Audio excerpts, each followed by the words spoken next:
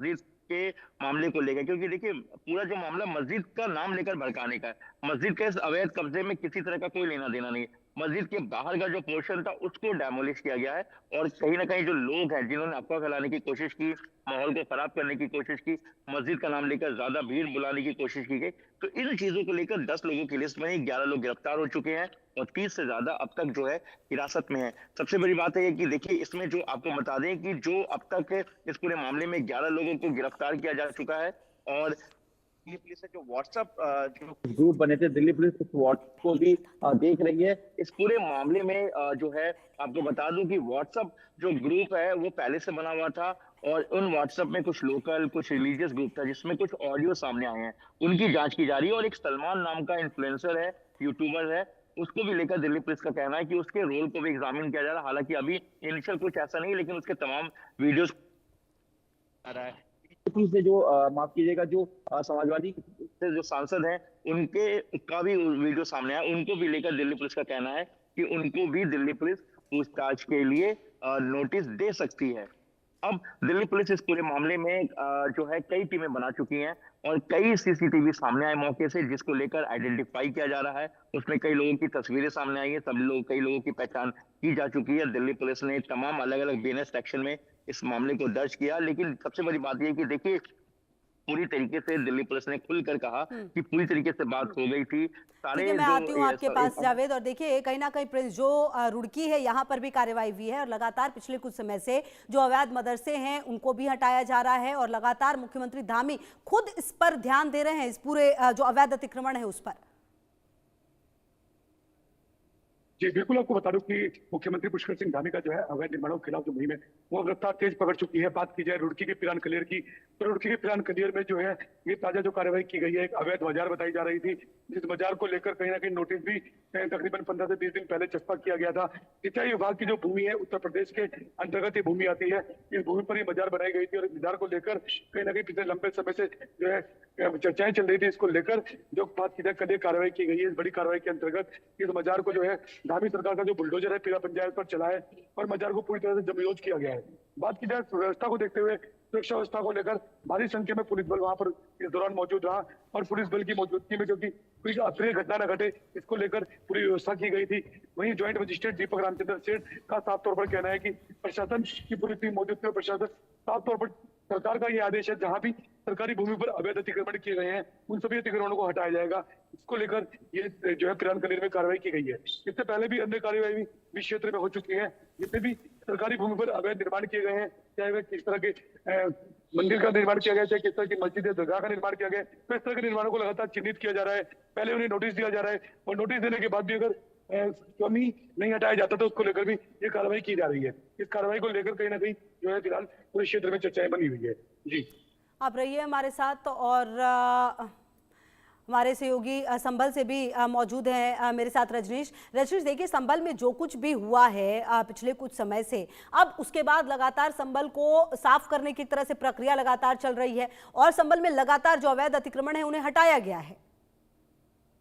जी मैं बिल्कुल बताना चाहूंगा कि संभल की जो भौगोलिक स्थिति है बड़ा विचित्र है, क्योंकि संभल का जो चंदौसी तहसील है और संभल तहसील है, इसमें अल्पसंख्यकों की वो संख्या बहुतायत में है, और यहाँ पर बहुत लोग निवास करते हैं। अगर हम चंदौसी से हम शुरुआत करते हैं, चंदौसी की नगरपालिका का मोहल्ला है एक लक्ष्मणगंज, यहाँ पर लगभग उसकी लगभग 15 बीघा जमीन पर इन लोगों ने के द्वारा इस पर अतिक्रमण कर लिया गया, और अतिक्रमण करने के बाद प्रशासन ने संवैधानिक प्रक्रिया के तहत उनको नोटिस दिए गए।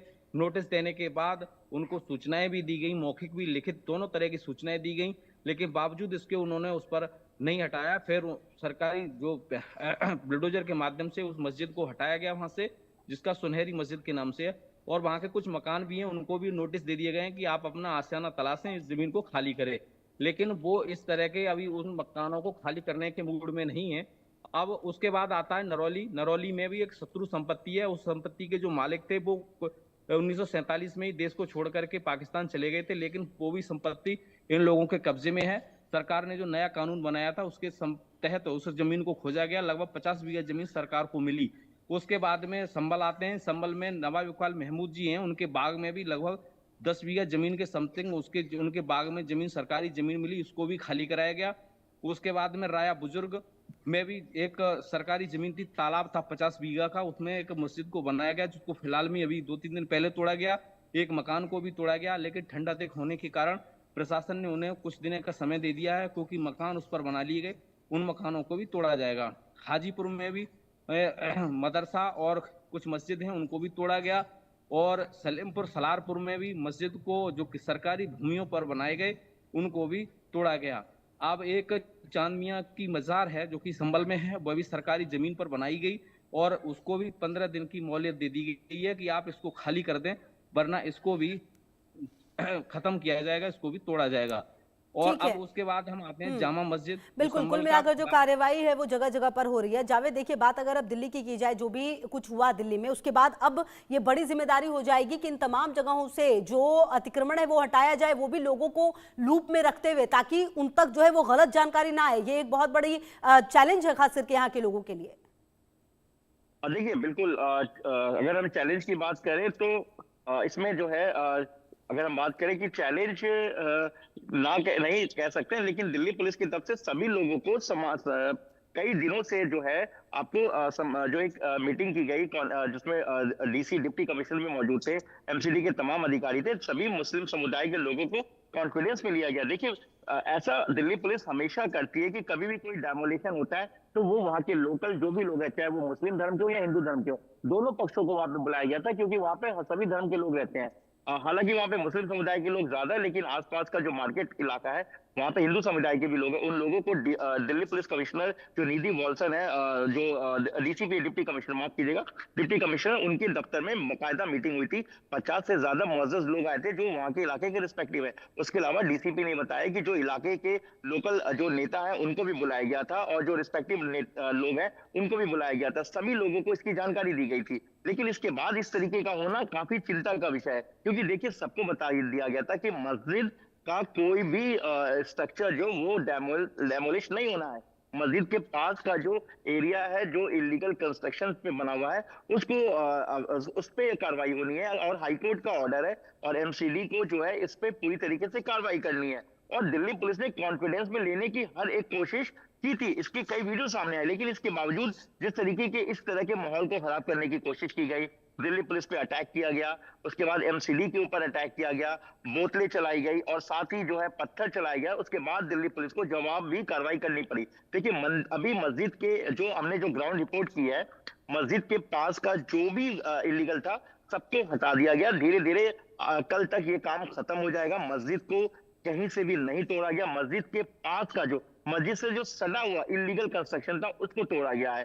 तमाम मुस्लिम जो वहाँ पे नेता हैं उनको भी दिल्ली पुलिस का कहना है कि उन्हें बताया गया।